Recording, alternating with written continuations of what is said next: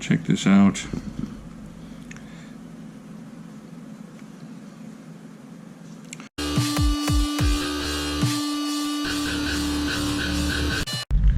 Okay everybody, this is the Benchmade Nestucca cleaver. Check that out. It has a bunch of cool stuff that I'm not going to tell you just yet. But let's open it up. It's part of the Hunt series. And it is pretty cool. And I've already done some stuff on this thing and it is pretty awesome. I'm not going to lie to you. Good stuff. Check this out.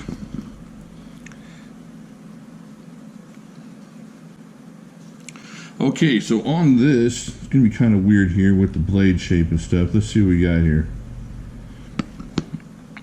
Now, let's call this what they call it, which is 4.41 inches. 1, 2, 3, 4.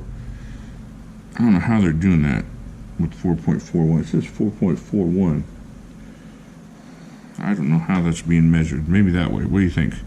2, 3, 4. Yeah, I think that way is the way it's measured. So from this tip to that tip, right along there, and it's all cutting edge, so that's cool. Check that out. S30V, a very good steel. A couple years ago, it was super excellent. Now it's just kind of good, in the good range. Got some excellent jimping up here for your forward fingers. Excellent back here. Check out this handle. You got 1, 2, you know, because the blade, you can basically call that about 3 inches of handle. You can get that in there and you'll have all that handle there on this G10, this textured G10 here, which is kind of cool. All right, check that out. Excellent. See, on their website, they're calling it 2.3 inches of handle. But if you're being realistic, it's just 2.3 inches of the G10. And then you get a little bit extra handle there. See what I'm saying? So you can't really count that as the blade. It's very comfortable from here. Super comfortable from here. Super useful from here. And very useful in the ulu. Based on the Alaskan ulu knife, which is a good chopper. And they use it for skinning or processing wild game and stuff. And it really works out well. I'll show you that in a second. I wanted to get the testing done before I went to the kind of minute review stuff. It's got a cool lanyard here. I'm not sure if I would have put a lanyard on here just because I wasn't sure how I would clean the blood out of that. But maybe y'all can tell me how I would clean that. Make sure I'm not getting contamination there. But from right here, if it did have a lanyard that was cleanable, it would be really awesome from back here. But I'm not sure what I would use. So maybe one of y'all could tell me down in the comments what I should use as a lanyard to make sure I'm not contaminating food sources. All right, so I think the best thing to do with this thing is just to show you what it can do and how it operated for me. Let's do it.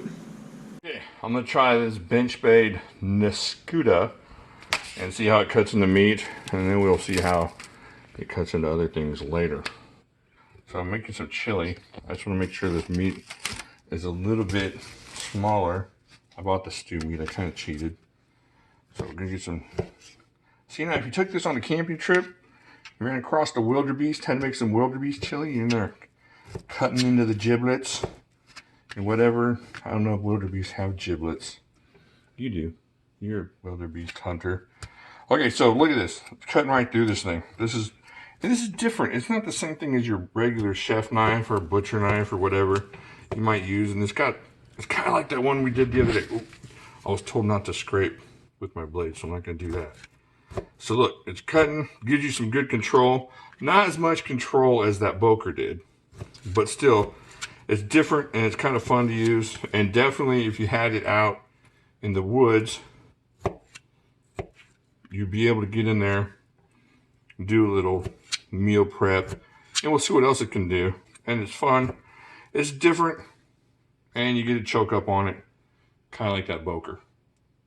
All right, let's see what else it can do on some other stuff. All right, everybody. We're going to see what this Benchmade Nestucca can do to this brisket here. And it is already super useful. Opening this package. Came really sharp. Let's get going. And it's cardboard flying all over the place. Alright, get the package off of here into the trash. So, I'm just going to chop. Man, look at that. Already cut deep in there. So, what I'm going to do is just going to chop in here and try to cut this brisket into pieces. Why in the holy heck is this thing sliding? Alright. Look at that. Not a problem. Getting in there and slicing. This thing's a beast. Check that out. I'm gonna smoke this up. I know what you're thinking. You're supposed to. Dadgum, this thing's awesome. Check that out. Am I getting this on camera at all? That would be awesome if I did. Alright. So, you just grab this thing back here and just slices right through. It's not ideal kind of slicer, but man, if you're out in the woods making Sasquatch brisket, boom, there you go. Now here you didn't on the back. Let me get this fat off of here. Very slicey, very precisey on the slicey. Oh, what's going on with this counter? All right. See, even though it's real thick through the back here, you can still get through it pretty easily. Check that out. Real thick, and it's not uncomfortable. You've got enough grip back here to get there, and for something that's going to fit into a little bitty sheath, it sure does a lot of work. All right, check that in there.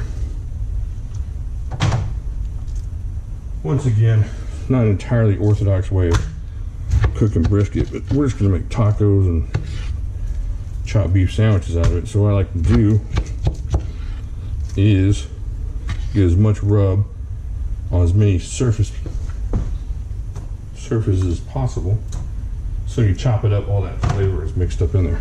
All right, we see what we can do to meat. Not too shabby, right? All right, so there you go. Check that out. You saw how it mangled that brisket pretty easily. Even though that brisket is super deep, you still have that cutting from this point. You still have all that cutting going on in this general direction. So it's like you're kind of rocking it back and forth, getting it through the brisket that way. It's not ideal as far as maybe what you want to use, but if you're out in the woods or if you're out hunting or whatever, this thing is awesome. I'm definitely going to stick one of these in my truck, I think, just in case, you know, I'm out hunting koodoos or grizzly bears or the deadliest game. You know what I'm talking about. Yeah, what's that? Ice-T? He knows. Ice-T understands. Sometimes you're just caught up in something you didn't mean to get caught up in. Just one of those things. But this will be a good knife for that. Just a cool blade. Really glad I picked it up. It's going to be part of my kitchen combination. Not because it's the perfect blade, but because it's fun. And sometimes I like having something fun in the kitchen, something like that, which is kind of cool. All right, let me know what you think. Let me know what you think about this. Do you have one of these? Have you used one of these? Do you use an ulu? This is very ulu-like. You can get some good chopping, get that ulu bowl.